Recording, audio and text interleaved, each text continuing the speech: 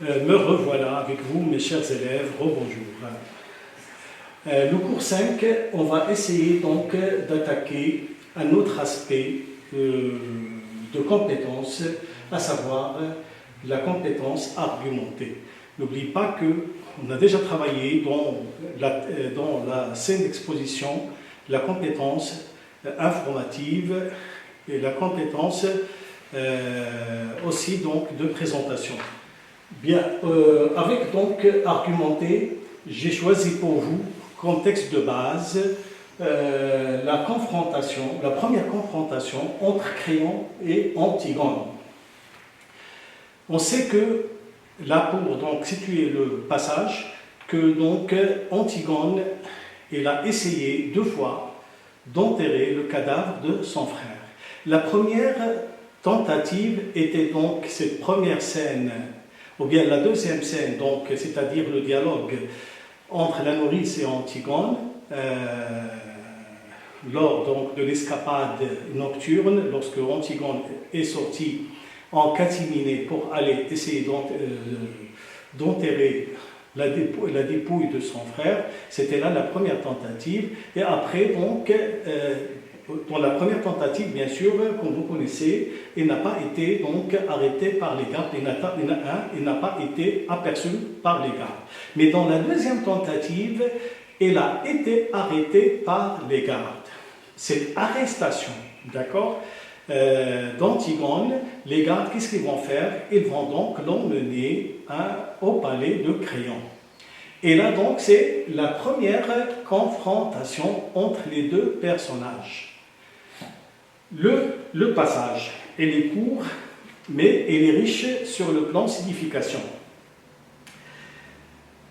J'ai choisi pour vous donc ce fragment. Avais-tu parlé de ton projet à quelqu'un? Antigone? Non. Créon? As-tu rencontré quelqu'un sur ta route? Antigone? Non. Personne. Créon. Tu es bien sûr? Antigone? Oui. Créon? Alors, écoute, tu vas rentrer chez toi, te coucher, dire que tu es malade, que tu n'es pas sorti depuis hier, ta nourrice dira comme toi. Je ferai disparaître ces 3 hommes. Antigone? Pourquoi? Puisque vous savez bien que je recommencerai. Et nous avons les didascalies, un silence, ils se regardent. Nous avons donc jusque-là, Créon, il a posé donc une série de questions à Antigone. Donc tout le monde va se dire pourquoi le roi pose ces questions à sa nièce. Avais-tu parlé de ton projet à quelqu'un? La question, mais quel projet? Est-ce que Antigone a un projet? Le projet, oui, relativement au contexte de la pièce, c'est l'enterrement, l'ensevelissement, pour changer donc le verbe enterrer, le nom enterrement, l'ensevelissement de cadavre de son frère Polynice. Bien sûr, donc, 3 petites questions, 3 questions qui étaient courtes, avec des réponses qui sont plus courtes que les questions. Antigone, donc, il n'a parlé à personne, il n'a vu personne. Et la question pourquoi? Créon donc commence par poser ces questions. La réponse est grâce à ce connecteur logique de conséquence. Alors, écoute. Alors, là montre quoi? Montre que Créon, il a une proposition à faire à Antigone. Alors, écoute, la proposition, vous avez le verbe à la forme impérative, le verbe écouter, et la proposition, c'est quoi? Tu vas rentrer chez toi, te coucher, dire que tu es malade. C'est-à-dire donc que le Créon, au discours indirect là, demande à sa nièce de rentrer chez elle, de se coucher, de dire qu'elle est malade, qu'elle n'est pas sortie depuis hier et que sa nourrice dira comme elle. Il ajoute qu'il ferait disparaître ces 3 gardes. Donc la proposition, c'est quoi? Créon, il a donc un dessin, il a un projet. Lequel projet vise donc quoi faire? Sauver sa nièce. N'oublie pas, on a déjà dit ça, que Créon, il était tiraillé entre son devoir d'oncle et son devoir de roi. Il était même émartelé, c'est-à-dire que choisir le devoir d'oncle ou bien le devoir de roi. Donc au départ donc, il semble, à partir de cette réplique, il a choisi le devoir d'oncle. Donc, il a demandé donc à sa nièce de rentrer chez elle, de se coucher, de dire qu'elle est malade. C'est-à-dire,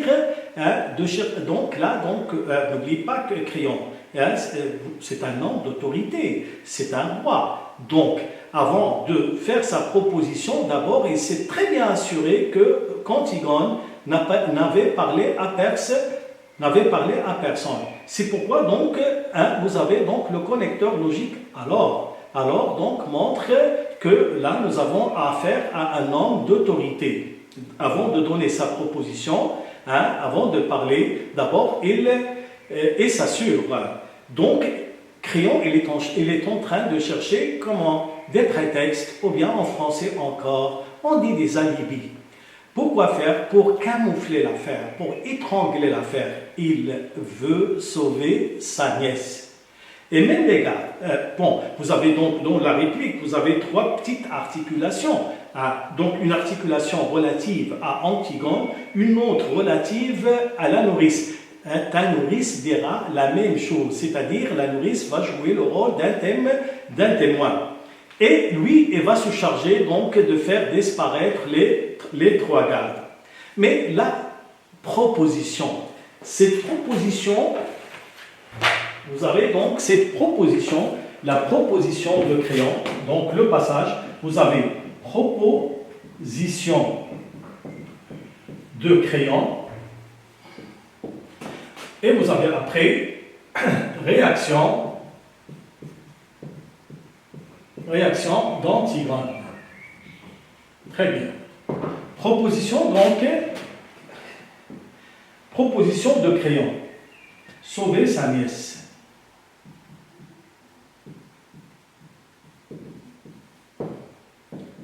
Sauver sa nièce. Deuxième astérique, sauver sa nièce. Oui, le prétexte, c'est quoi? Le prétexte, ou bien l'alibi. L'alibi, sur quoi il va se baser? Dire que, Antigone va rentrer chez elle, dire qu'elle est malade, sa nourrice dira la même chose. Les gardes et lui, le roi, se chargera de faire disparaître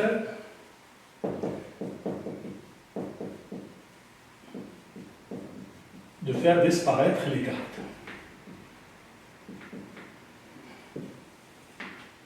Réaction d'Antigone.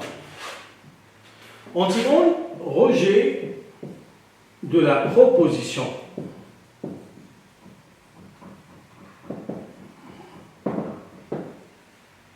Antigone, donc, il rejette la proposition de son oncle.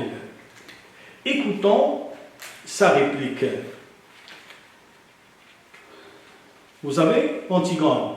Pourquoi? Puisque vous savez bien que je recommencerai. Pourquoi? C'est-à-dire pourquoi vous allez faire tout ça alors que vous savez bien que je recommencerai. C'est-à-dire toujours, elle a donc cette rage, elle a cette volonté de faire, d'enterrer donc le cadavre de son frère.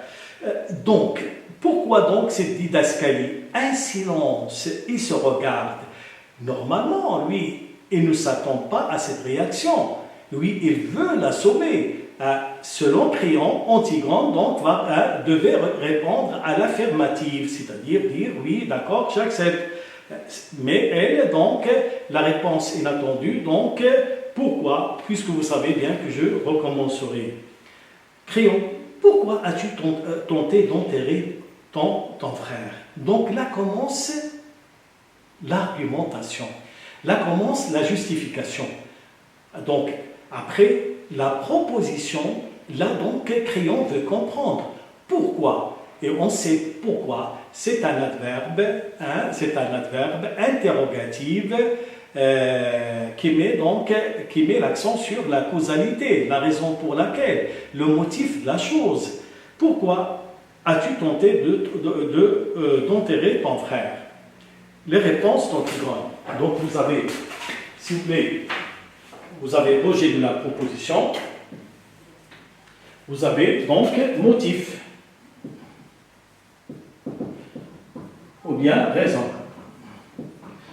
Motif ou bien raison. Vous avez donc, motif ou bien raison, je le devais, égale un devoir. Je le devais. Vous avez Crayon, je l'avais interdit, je le devais tout de même. C'est-à-dire que là, vous avez le mot devoir, il est répété, je le devais tout de même, et elle ajoute, là c'est première astérique, deuxième astérique, Antigone ajoute ce que l'on n'enterre pas,